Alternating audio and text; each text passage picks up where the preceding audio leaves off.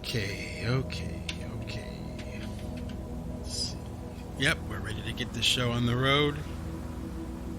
Well, Heidi ho there, happy innovators. How y'all doing, huh?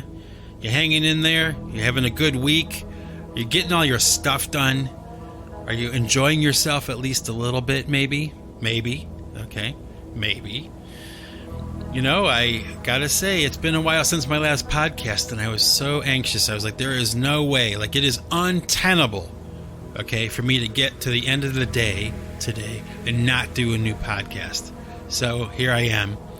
And, you know, I gotta tell you, over the past few years or so, I've done a couple of podcasts where I talked about the band U2, and, you know, I'm a huge fan of U2. Everybody that knows me knows that. You know, I pretty much could tell you anything there is to know about the band. I have every album they've ever made, a lot of imports and all that kind of stuff. And I'm, you know, a strong fan, a supporter. I've been to several concerts and all that stuff. And if you've been listening to my podcast over the past few years, you've kind of heard me, especially lately, I've been a little critical of the band and the music that they've been putting out lately, okay? But I gotta say, okay, I feel kind of bad about that because I really do enjoy their music a lot, okay? And they've had a lot of impact on me, you know, as an artist, as a musician. Like, there would be no me without them, you know? So there's this part of me, I guess, that I wanted to talk about today, where it's like, okay, yeah, their past couple albums or so haven't been so great, in my book, okay? They've been flops. I mean, let's face it, okay?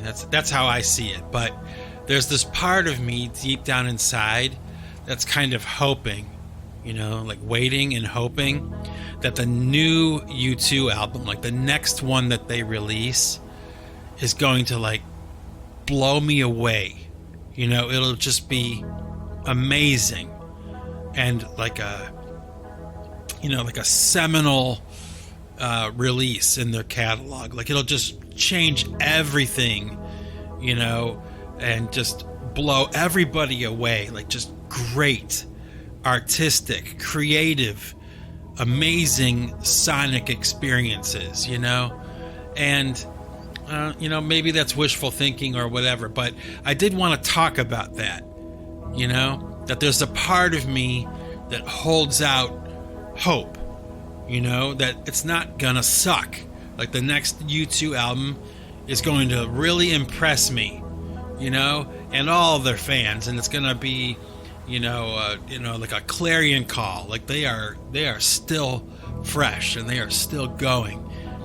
I doubt that'll happen. Okay, I honestly doubt that will be the case, but deep down inside, I'm hoping for that. And I just wanted to mention that before I got the podcast going today, okay?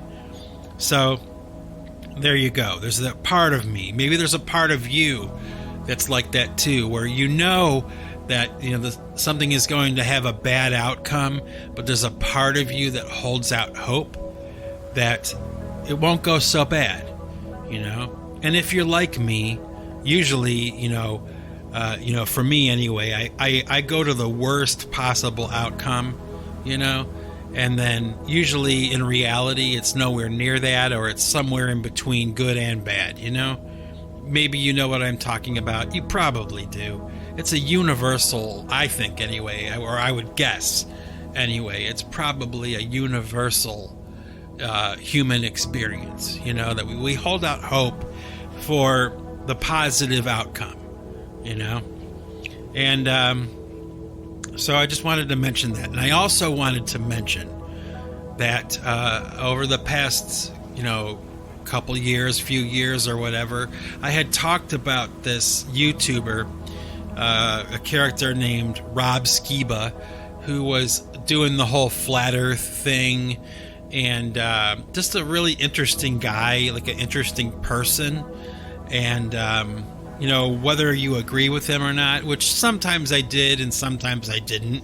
I didn't always agree with what he was talking about or whatever, but nevertheless, he was still, a very interesting character and, intuitive and informative and at least, trying to be fair, I believe. His position was open and fair and well researched. He was pretty good guy. Well, unfortunately, I just found out that about a week ago or maybe 2 weeks ago now, Rob Skiba died. He passed away. He was only like 52 years old, which is kind of relatively young, And apparently, they're saying anyway that he died from COVID. And which is interesting because prior to this, maybe over the past 6 months or the past year, he's been a extremely harsh critic of the vaccinations and an anti-vaxxer, So the irony being that this guy, who's a famous anti-vaxxer, supposedly has died from COVID. And that's tragic, really. Regardless of how he died, it's tragic because, at least for me anyway, I really kind of had it in my head that I would be hearing new ideas and new things from this guy, for years to come. I had no reason to think that that wouldn't be the case, but there's no predicting anything like that, and unfortunately, he's no longer here, and it makes me feel kind of sad. I've said it before, and I'll say it again. It's always sad when someone dies, but it's a particularly sad thing when somebody who you admire and somebody that you pay attention to is no longer around anymore. I mean, even if I never agreed with anything he said, he was still, if not anything else, he was entertaining. And that's really what it's about to me, you just, when you're putting yourself out like somebody like Rob Skiba or somebody like me even, or maybe you do it as well. It's like you kind of,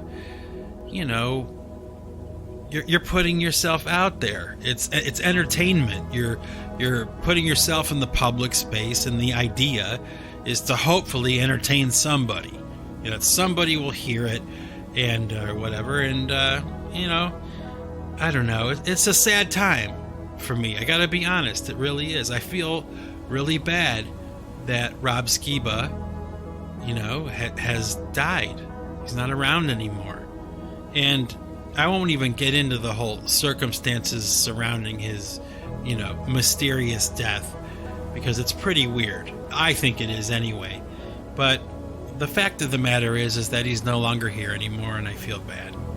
I mean, he was getting a lot of flack, from the social media platforms. I mean, he was getting banned and shadow banned and blocked and cut off and canceled, all because he had talked about the flat earth maybe too much, or maybe he was too convincing or something. I don't know.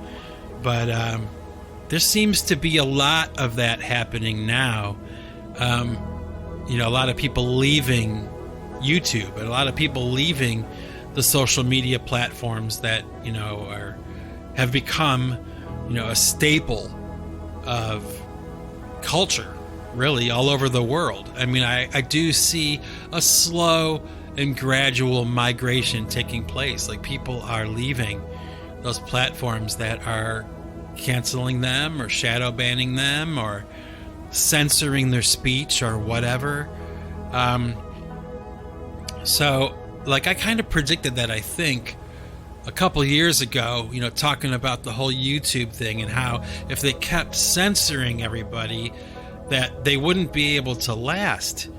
It won't be able to stay that way forever, because eventually people are going to get tired of having to watch what they say all the time and talk around different topics or whatever. And, It's just a matter of somebody else coming up with another idea, like YouTube or like Twitter or like Facebook, based on that kind of idea, and start a new thing, and people will migrate over. And I think that that's starting to happen with Rumble. I think that Rumble is starting to slowly take the place. Rumble is slowly starting to become a refuge for people who do not want their speech censored. They want to be able to talk freely and openly. And it's kind of an amazing thing to watch. And we live in a very, very interesting time where things like that can happen. And it is happening. Okay? And enough so where I'm kind of starting to think that, maybe I should consider the same. There may be a day that comes when I'm no longer available on YouTube. Not by my choice, but by somebody else's. That could happen. I've already been canceled on Twitter, and, for talking about what? Music, and I guess I mentioned vaccines and stuff, I talked about Donald Trump, I talked about Biden, I've talked about everything, because I believe that I'm free to talk about whatever I want. Apparently, that's not the case, at least for certain social media platforms, and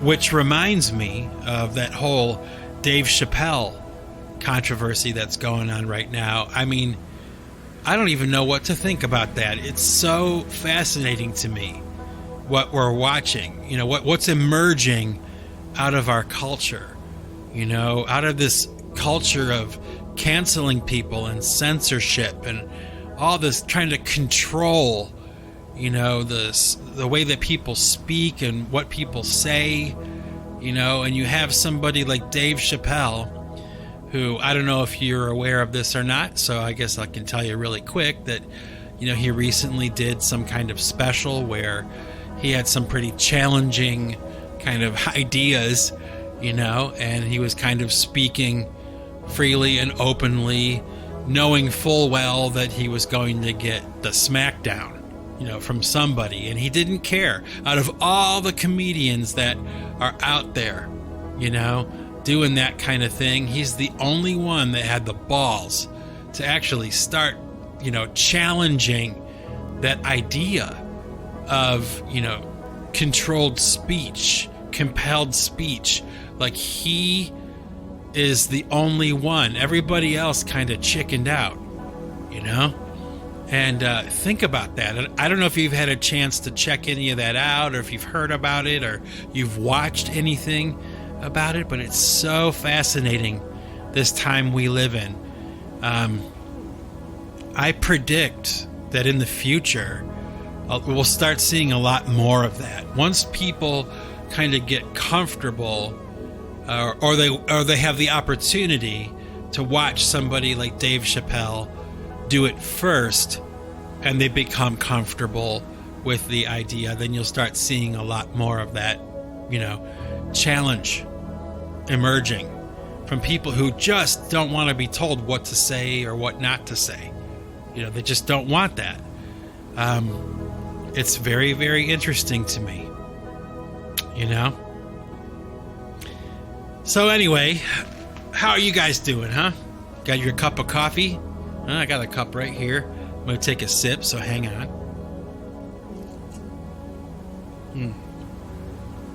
I got a cup of Dunkin' Donuts coffee today. A little to-go cup. That sippy top thing.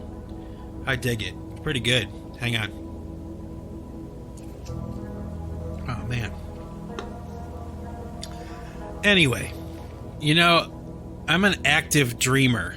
When I sleep, I have a lot of, vivid dreams. A lot of, intense dream experiences, when I sleep. Maybe you're the same way, Lately, okay, I've been having dreams like a series of dreams about this girl that I used to date a long time ago. I dated her for a long time, and a lot of people thought that we were probably going to get married. That's how long we dated. It's like 5 years. But I've been having dreams about her, and I don't know if I should like try to reach out to her and see if she's okay. You know, like there's something in these dreams that's kind of telling me, okay, that she's in some kind of trouble or some kind of danger. And I'm kind of wrestling with this idea, you know, of like, should I, you know, reach out to her? This is somebody that I haven't spoken to in, man, probably at least 30 years. You know, like we're not friends anymore. You know, she went her way, I went mine. Life took us in different directions. And, you know, I really kind of don't know too much about her anymore. I don't know really where she's at or what she's doing or anything. I don't even know if she's still alive, you know. And, I've been talking to my wife about it. And my wife is like telling me, you should call her. You know, you should try to reach out to her and see if she's okay. You know, like maybe there's a reason why, you know, I'm having these dreams, and you know, why she's kind of re-emerging in my psyche, you know. And I guess, you know, when you're with somebody for a really, really long time, especially when you're younger, which I was, you know, it's kind of you know, you're bound to that person, you know, in some way. Okay, so yeah, we weren't married. We were never even engaged or anything like that, and we might have talked about marriage or something, but obviously that never, you know, came into fruition or anything. So like after time goes by, you know, even though we're not connected anymore, I still do have affection for her. You know, I'm not in love with her, but I love her and I care for her, and I don't want anything bad to ever happen to her. You know, do you know what I mean? It's like, I guess like with any other friend from your past, especially people that you cared a great deal about, even if things went really bad towards the end of that relationship, like when you think back on them or when you remember them, you know, especially with the passage of time, at least from my experience anyway, you tend to like remember the good things, you know.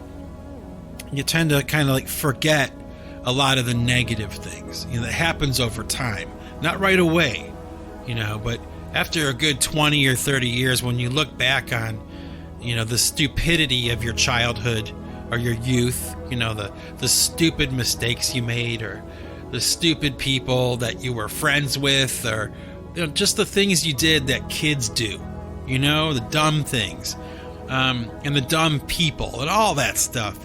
You go back in your mind, and over the years, the negative stuff just kind of falls away, you know? Like, you know, you reach a certain age where it's like, who wants to play the blame game? Like, I don't give a shit about that, you know? I just care about the people, you know? And I remember the good things. At least I try to, too. But I think naturally it happens. I have a theory about that, you know?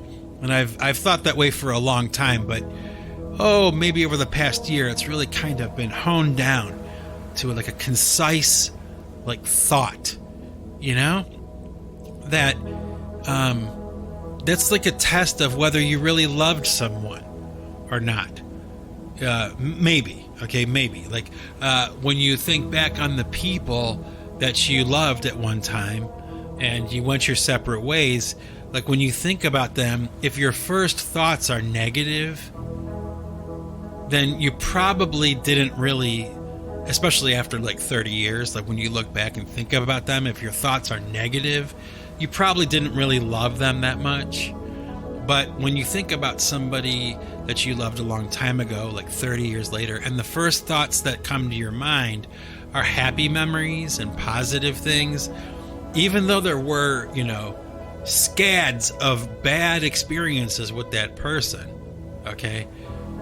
Time allows them the freedom and the pardon, that's how I feel anyway. And that's how I gauge whether I really truly love someone or not. And yes, I'm married. Yes, I love my wife. I will never be unfaithful to my wife. Okay, that won't ever happen. I know they say never, but it won't happen. It just won't happen. It's a long story, but it won't happen. But, I still do care for this girl that I used to date. And when I think about her now, even though there was a lot of bad things that happened between us towards the end especially, I don't care anymore about that stuff. Let it go. It doesn't matter anymore. We were kids.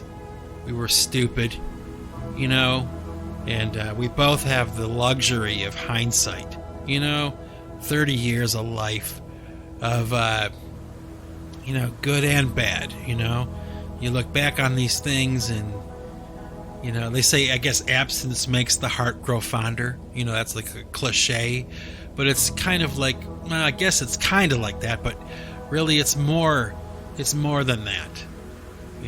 I guess maybe that is a question though, isn't it? Like, shouldn't we pardon the people from our past, the ones that we really cared about, and maybe the ones that really hurt us a lot, like they crushed us, emotionally or whatever, just broke our hearts, but we really did love them, and that's why they broke our heart, right? Shouldn't we allow them the luxury of a pardon for that? And just, if you were to see them again or talk to them again, come at them with open arms, and if they burn you again, like, or if they do something again, like now, it's on them, I don't know, maybe I'm stupid for thinking that way, and maybe it's, Pollyannish or something, or pie in the sky thinking, but I don't know, maybe that's a broader question for everybody, like, shouldn't we allow forgiveness for everybody? Forgiveness, it's such a basic, simple thing. It's not a difficult thing to do, to forgive someone, especially like after time has passed. Like, who cares? I don't. I never had a problem forgiving people, unconditionally, especially if they apologize. I know I've talked about that before, that all you really have to do, like if you burn me, you do something against me or something, you do something that hurts me, really all you have to do is apologize. A sincere apology, and we'll never have to even think about it again. Unconditional forgiveness. A lot of the time when people have done bad things to me, I forgave them immediately. I may not talk to them ever again, okay, because I'm not stupid, but I forgave them. I don't carry that around with me. I don't carry that kind of resentment and hatred with me. It's a waste of energy and thought. Think about that, especially now in popular culture, there's so much hatred, vitriol. Like, people just are so nasty a lot of the time to each other. A lot of time they're strangers, and they're so rude or so disrespectful or, unforgiving. And, if you want to be forgiven for being stupid, because we're all stupid, let's not kid ourselves. I mean, we all are capable of making huge mistakes, and if you want to be forgiven for those kinds of things, then you have to be willing to forgive people yourself, And that, to me anyway, it seems like it's just going the way of the dodo bird, man. Like, people are just not willing to forgive the next person, the person next to them, as if we're owed something or something like that. It's like, no, let's kind of, instead of trying to recognize, the wrong that's being done to you or to me or whoever, right? Let's try to recognize the positive things, or maybe the times that we've done the exact same thing to someone else. We made a mistake. We did a stupid thing. Regretful behavior. Allow me to be forgiven for that. And if I expect to be forgiven, I have to be willing to forgive you as well. Maybe a little mutual respect, will take us all into the future in a much more content and happier way. Don't you think? It's been lost. I think it's been lost. And it'll make its way back, I'm sure. This too shall pass. But this culture of non-forgiveness, and, finding somebody who's, flaws, the things they say or do wrong, as if you don't do that yourself, as if you're incapable or impervious to, wrongful behavior, Come on. Do you know what I'm talking about? You do. I know you do. I know you do. If you're breathing, you're living right now, you know exactly what I'm talking about. And, that goes along with what I was saying about Dave Chappelle. Even somebody like him who steps up and, I guess maybe it's his job, his obligation, right, to challenge the things that he stands against, And I don't think that he stands against like any particular community of people. I think he stands against behavior from certain people. And there's a difference, There's a difference between a person and their behavior. Wow, think about that. That's pretty good, right? I mean, there is a difference. What are the differences between you and your behavior? Well, you're always you, and the you that you are is either a goodie or a baddie, I guess. I mean, some people may be inherently, cruel or mean or something, maybe. I could probably think of a couple that I think might be that way. But the majority of the people that I've ever met, maybe some of them were stupid. I thought they were stupid, but I didn't think they were cruel. And I wouldn't be cruel to them, certainly because they were stupid or something. I would never be cruel to someone because they're stupid. I might be cruel to someone if they were doing something stupid to me or to somebody that I cared about, but, I don't know. A little bit of forgiveness would probably go a long way, even in your own families, my family, everything. Just recently I took a trip back to Cleveland, to visit my parents. My mom is kind of sick, she's going through a thing. And for a while there, she seemed like she was in pretty grave danger.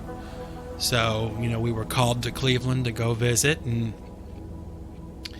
possibly say goodbye to my mom, because, that's the weird thing about going back home. Whenever I'm leaving, I make sure I give everybody a good, strong kiss and a good, strong hug, because you just never know if that's the last time I'm ever going to see them, We live so far away. So we went back to Cleveland to see my mom. And, it was such a great thing to do. I guess I realize now more than ever before, how much I really do miss my hometown. There's those moments where I'm glad I live where I live. I live far away, kind of have my own life, my own thing going on. Without the scrutiny of my family. We just kind of exist and do whatever. But I gotta say, this last trip back to Cleveland was probably different than any other trip I've taken back home. And if you've been listening to my podcast for any length of time, probably maybe, I think I did like 1 or 2 full podcasts about my experiences going back to Cleveland, Ohio, where I was born and raised. My experiences haven't always been great, but this time around it was different. I think the tone was different because the situation with my mother was pretty dire. At least it seemed that way at the time. She's okay. She's, stable, and, she's plateaued. She's okay. But, it was really kind of funny because a lot of the time with my family, especially like my immediate family, or I guess my extended family too, there tends to be at times, drama, like for no reason. A lot of the time, it doesn't need to be there. And I'm a pragmatist, okay? So I don't like drama in my life. I don't need it. I don't want it. And it's one of the good things about living far away is I don't have to deal with it, right? But going back to town this time, there wasn't any drama, and I realized that about halfway through the trip. Like, my brothers and my sister, now I used to have 2, now I have 1, all the other times in the past that I visited, there wasn't any reason for us to really kind of like pull together. They might have been glad to see me, and we would do a dinner, and it's good to see you. Okay, goodbye, everybody. See you in another year or 2 or something. But this time around, like, there was a common purpose that we were all kind of gathered there for. And my wife and I being the ones who traveled the furthest to be there. But it was really kind of amazing to me to see this group of people that normally there would be some, bit of drama for some reason, but this time around, there wasn't any. Like, we were able to kind of band together, rally around my mother and my father, okay, and kind of like roll our sleeves up together and get it done, take care of business and get things straightened out. And I gotta tell you, it was absolutely beautiful. I mean, if I think about it enough, it'll bring tears to my eyes. It was that full of love and respect and serenity. That's a word I would use. In fact, it was kind of cool. I'm going to tell you about an experience that I had. I wasn't planning on talking about this today, but here we are. But it's kind of personal, But my wife and I wanted to go to visit my sister's grave. And it was the first time that we were going to go to her grave and she would have a headstone, because it took a long time for the people who made her headstone to finish the job and get it done. So I told my wife I want to go see it.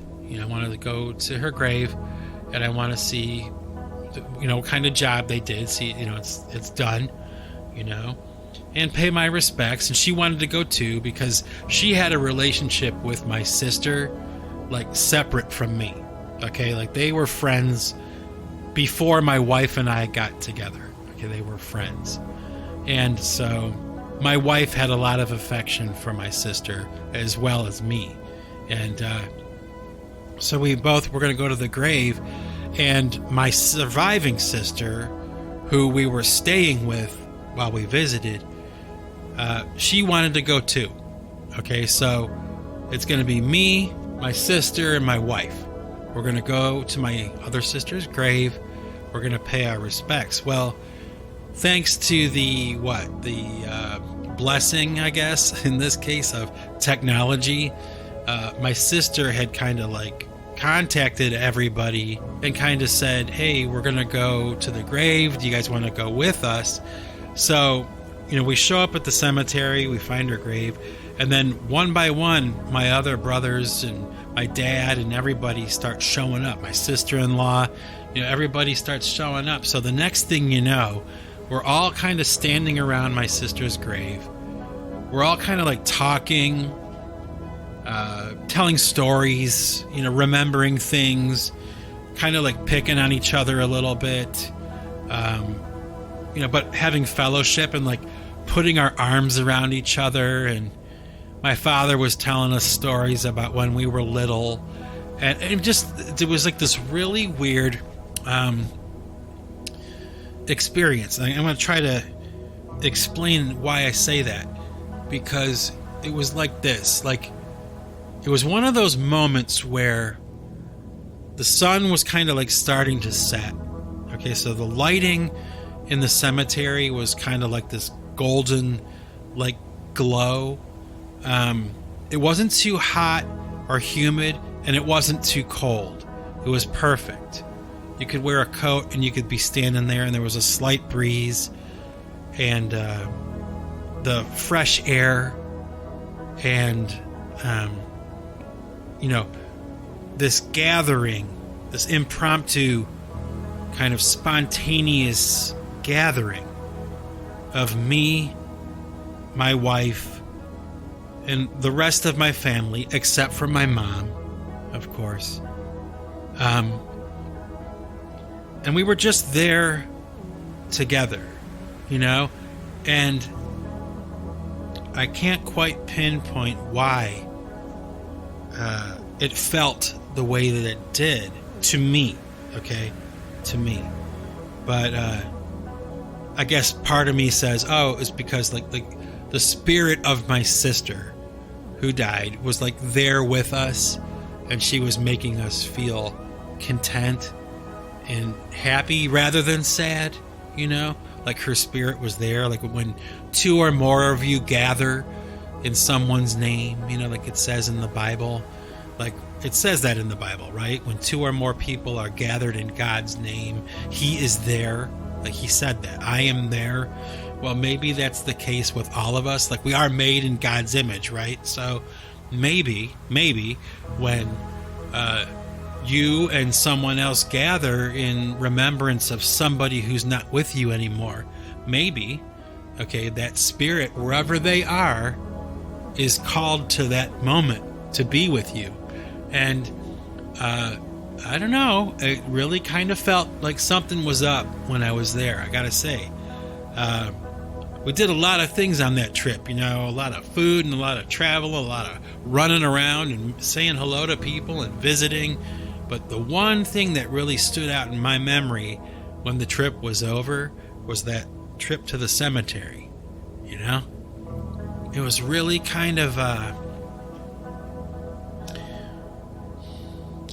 dare I say, like a spiritual event, It really felt that way. And I don't know why. There wasn't a reason why. It wasn't like the mood was particularly good or something. We just were there together, What a thought. Like all the people that loved this woman who died. We didn't love her like a little bit, We loved her a lot. Like all of us did. My sister was a really tiny lady. She was really kind of funny. Like she had a good sense of humor. Like she really did. And it was one of the reasons why I think her and I got along so well. Like our whole lives, we never hit a bump in the road. Maybe a little towards the end, but that's a whole separate story. But she was like a funny person, and she liked to laugh, and she was kind of like funny because she was critical of people and critical of situations. Like she would criticize things in a funny way, And we laughed.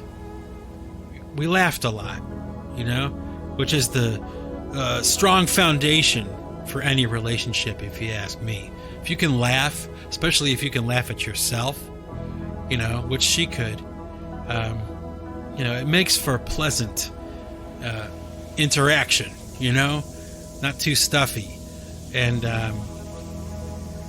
each one of my brothers and my sister and my dad, my mom too, all of us, we all had our own separate relationship with her, and,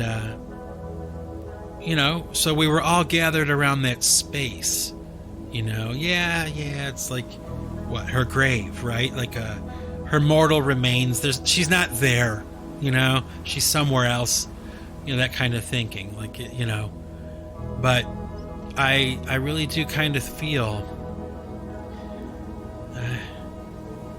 I gotta say, when I go back, I close my eyes, like right now, I'm sitting here in front of my microphone, I'm closing my eyes, I'm thinking about the mood, I think about the wind, I think about the smell of the grass and the flowers and the trees, the sunlight being the way it was, the sense of calm and peace that was over everybody, and happy, laughing, and not laughing too much, but definitely not crying either, and as long as I live, I think I will never forget that. I don't know what it means, I don't know what it means. I'll think about it more, I'm sure. And over the years, I'll probably come up with some kind of answer to that question of, like, what did that all mean, But you could feel it, it was palpable. At least for me it was. And it was quite an experience. Don't think I've ever had anything like that happen before, Of course, it's also something to consider, I suppose. Okay, now that I'm sitting here talking to myself about this, like actually verbalizing it, right? It was the first time ever that my mom wasn't there. I never really kind of thought about that, Every time that I've been with my brothers and sisters, like in the past, my mom was around, and my dad, This was the first time we gathered without her, and it was okay, it was okay. Maybe that's why it felt the way it did, because my mother's spirit somehow had an effect. I don't know, I believe in that kind of stuff, I believe in ghosts, I believe it. I believe that there's a spiritual aspect to all this, that we only see the material things, but beyond this dimension, there are things happening. There's much more to this than we see. And who knows, because nobody knows for sure, after we die, like what happens. Nobody knows. But you talk to people who've lost somebody that they love, that they loved very much, and they'll all tell you a story about some kind of interesting experience. That love that we have for the people around us is energy, and as we know from the laws of science, energy cannot be destroyed. It can only change form, right? So like all that love that I had for my sister, right? Or that I have for my mom or my dad or my wife or whoever, where does that love, where does that energy go when I die? It doesn't die, it doesn't disappear. It changes form and it goes somewhere else. Like, what would be the purpose of all that love, right? Think about that. Like, if you're a mother who had a child and you love your child, like, what's the point of all that love? If it's just going to dissipate once one of you are no longer there. I don't believe that's what happens. I don't. Okay? It makes much more sense to me that somehow, okay, that love that we have for those people, that are in our lives, you know, the people that we know intimately, brothers and sisters and parents, grandchildren, children, nephews and nieces, you know, these people that have been in your life, you know, for how many Christmases, how many Thanksgivings, you know, like decades of just get-togethers and things that we do with each other, right? All that love, all that stuff, where does it go? It's got to go somewhere, right? Did you ever think about that? Did you ever think about that? All that love you had for your mom, you know, all that love you had for your wife, or for your dad, you know, or for your brother, you know, or for your niece, and the love that you had for your niece, where does it go? When one of you is no longer present, that love, that energy has got to go somewhere. And I don't know. I think I was feeling it. I think I was feeling it more than I ever have before. I guess I was also kind of feeling like a newfound love, respect, and appreciation for my family. You know, and you know what? I'm just happy that that's the way the cookie crumbled. You know, we came back, and you know, I reflected on a lot of it, and that's really what came to mind. You know, there was a lot of interesting things on this trip to Cleveland, I suppose, that I should probably talk about eventually, but just like to name a couple more really quick. I, you know, grew up out that way in Ohio on the north coast of Lake Erie, and you know, Lake Erie is not like a little lake with little boats on it. Lake Erie is a Great Lake, so it's like an ocean. It's like a freshwater ocean. It has a high tide and a low tide, and you know, white cap waves and all that kind of stuff. And my wife and I grew up on that coast. Spent a lot of time there as kids. You know, going to the beach, going to Lake Erie, and kind of hanging out. It's what the kids would do when we were young. And so my wife and I decided to take this ride all the way down the coast of Lake Erie. And oh, it was such a wonderful day. I gotta say, I forgot how much I really do love living on the North Coast, and enough to make me consider the idea of maybe someday, maybe moving back to Cleveland. Now, we're not going to move back to Cleveland. It's not going to happen, but maybe, okay, because I love my family and I miss them, I do. And because I love that lake so much. I love it, you know. I grew up there. It's where I'm from. You know, my roots are there. And, oh man, you know, when you return back to your place of origin after you've been away for a really long time, you know, you kind of get that tug, you know, at least I do, you know. And boy, was I getting it there. My wife and I would pull over. They have all these different like parks along the shoreline, so you drive for like a couple miles, and then you can pull off into a little thing, and they have like a little dock you can walk out onto the water and get back in the car, drive down a couple more miles, and there's another little park you get out. And we just kind of did like a little tour, you know, and it was beautiful. Just me and my wife, just quiet, walking around. It's our old stomping grounds a little bit and all that. It was fantastic. And another weird thing that happened was on my flight back from Cleveland, okay, we're getting on the shuttle to go from like the car rental place to the airport, and this guy, this big dude, sits down like right in front of me. Okay, we're on the shuttle bus going to the airport, right? And this guy's wearing a Cleveland Browns hat, okay? And you know, I mean, right? You know how much I love the Cleveland Browns. You know, right? If you're a happy innovator, you have to know. Well, anyway, I had watched the Browns game the previous day with my brothers and sister and family, and we had a good old time. We were actually with my mom, and we just had a good old time, watching the Cleveland Browns win, which is amazing every time they win. But this guy sitting down has this hat, so I say, "Hey, did you see that game yesterday?" And he's like, "Oh yeah, I was there.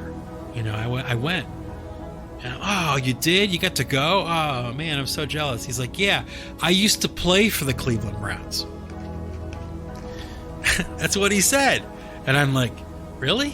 And he's like, "Oh yeah, I came back for a reunion. Like we were having like a former, football player, NFL Browns banquet, like get together. They have it every year."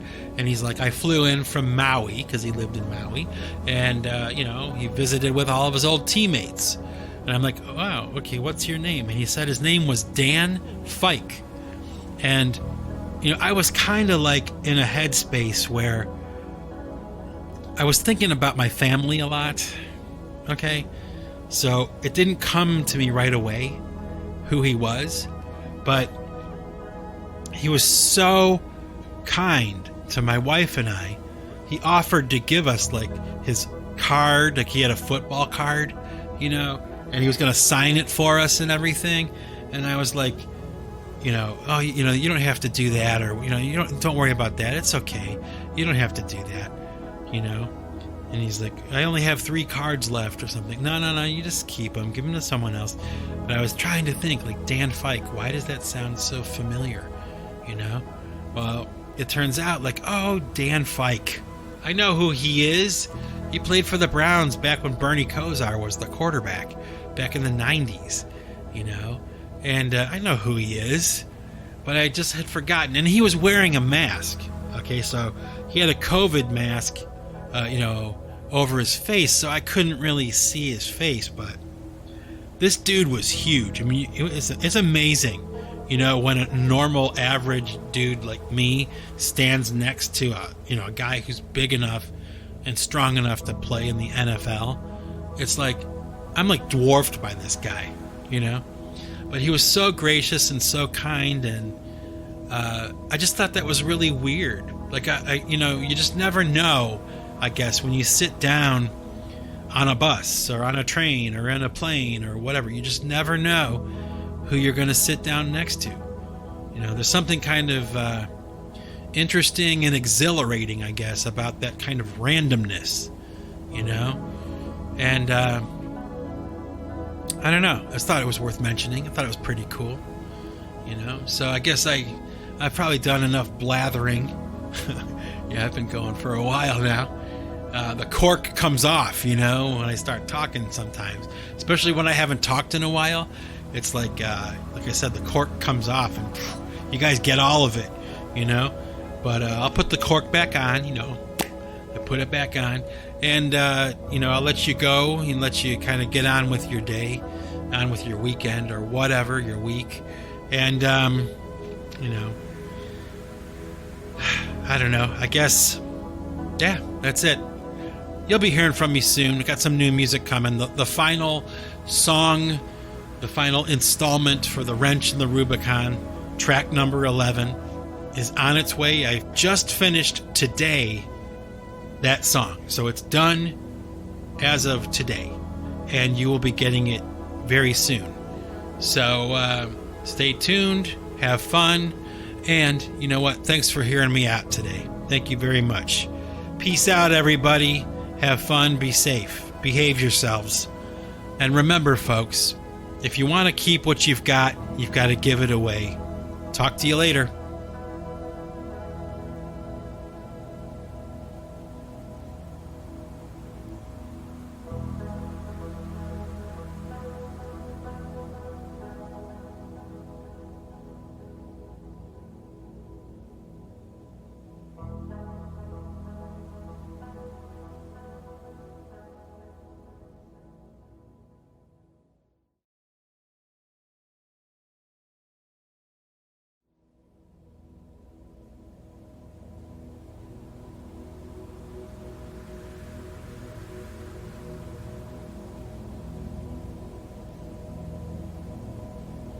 Okay, all you happy innovators that were kind enough and considerate enough and interested enough to stick around to the end of the podcast for some music.